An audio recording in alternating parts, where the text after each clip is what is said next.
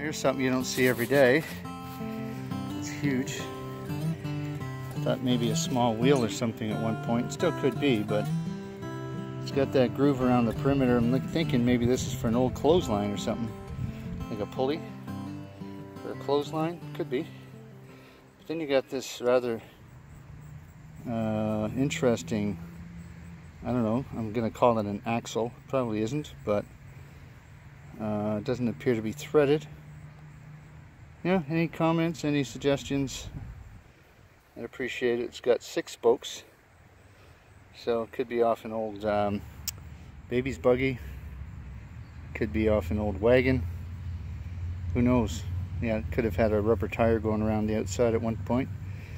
Anyway, interesting stuff. I'll pick that up and take it with me, of course. Not making much progress there. I don't know what kind of a caterpillar you are, but got a lot of ground to cover there. Look at you. I don't know where you're going, but you're going in style. Oops, you just about fell over there. Anyway, bon voyage. Hope you get to where you're going. Well, it seems almost mundane and boring to show you these coins anymore. Like, this is a 1936 Canada King George the Fifth. After what I've been pulling up, and I still get a thrill out of finding these old cents. And this one, again, the soil is so good to these coins that they're coming up not even a bit corroded. I'm sure adding to my collection today, that's for sure. On to the next one. I'm back at the old church site, and I pulled up what is a 1968 modern dime. Now, some of these were made from silver, some of them were not. The way you can tell the difference is whether or not it sticks to a magnet. So we're going to discover this together. As you can see, it's a nice shiny dime. I've got a magnet here with me today. If it sticks to the magnet, it is not silver. Let's check it out. Oh well, had a 50-50 chance there. Anyway, on to the next one. Guys, looks like a modern dime. No idea, it's down about 4 inches. Who is that? Oh, that's King George the 6th. So, this is definitely silver. Wow, okay, let me clean that off and get a date off it. Okay, this place just keeps on giving. This is a 1946 dime. In pretty good shape. There's King George VI there on the obverse side. And yeah, who knows how many silvers I pulled out of this property. Quite a few, and I'm happy. Okay, on to the next one. I think it's largely number 13 from this property. Seems ridiculous to say that. And it's a beauty. It's a 1902 King Eddie.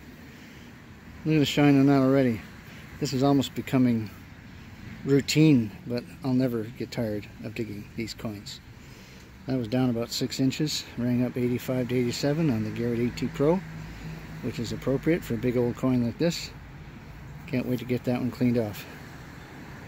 Alright, I've got time for maybe 1 or 2 more holes, and then it's time to go home.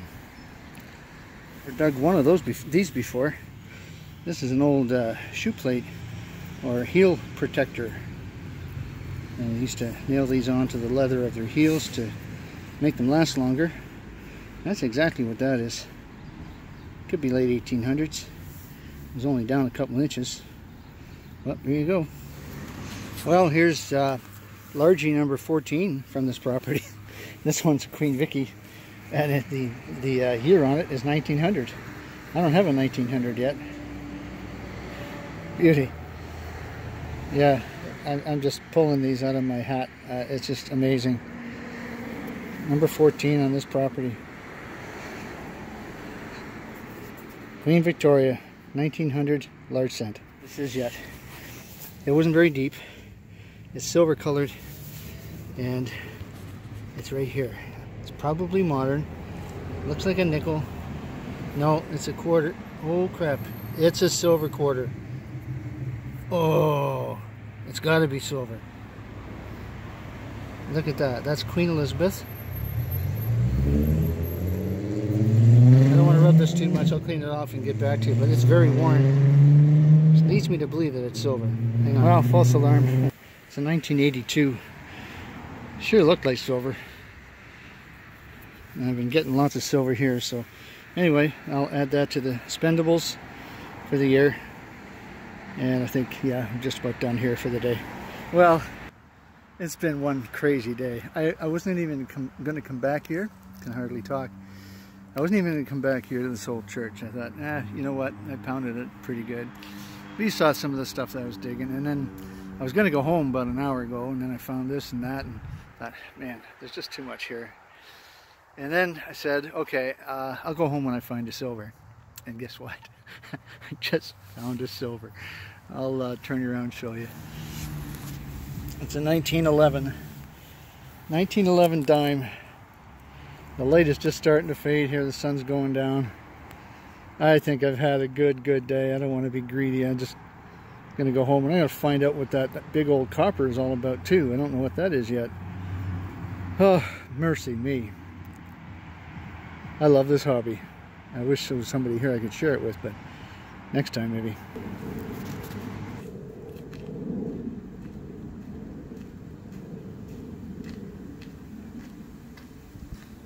What a day. What a day. Just absolutely incredible. The coins that are still coming out of this place. I just, yeah, can't believe it. So, look forward to the wrap up here and show you the details on what I got. But you can't ask for anything better than this. It's a beautiful fall day. The leaves are starting to turn. The sun's about to set. And I'm a happy guy. Talk to you soon. How's my hair? Okay? Good. Okay, hello everybody. It's Kevin of Digging Halton. Welcome back. This is episode 33. You're going to see, you've already seen footage from a day several weeks ago, late September, and it was just too much to show in one video. I want to keep them short, and this is the wrap up for the second episode. Just a few things to show you, but very interesting, very successful hunt that day. A lot more exciting things coming up. The days are now getting pretty short and cold. We had snow already here in Halton, and lots more of that to come, unfortunately. But hope to get out a couple more times before the end of the year. Certainly there'll be more episodes of footage that I've already recorded, and some amazing finds. So stick around, stay tuned. Here's the wrap up for this week. Leave your comments. I appreciate your feedback. I'm one subscription short of 300, just saying.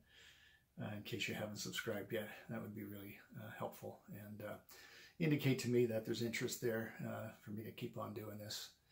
I enjoy it anyway, but hopefully you do as well. So here's spendables, modern spendable coins I found that particular day, or close to that day. We have a total of $7 in spendables added to the previous week's total of $203.20. For a total now of $210.20. Could we possibly make it to $250 for the year? That would be pretty cool. We'll see. We'll see what happens. Modern pennies, not as many as average, because I was digging that old historic church property, so there's a lot of older coins, and these few modern pennies totaling, what, 38? So they'll be added to the big penny pail.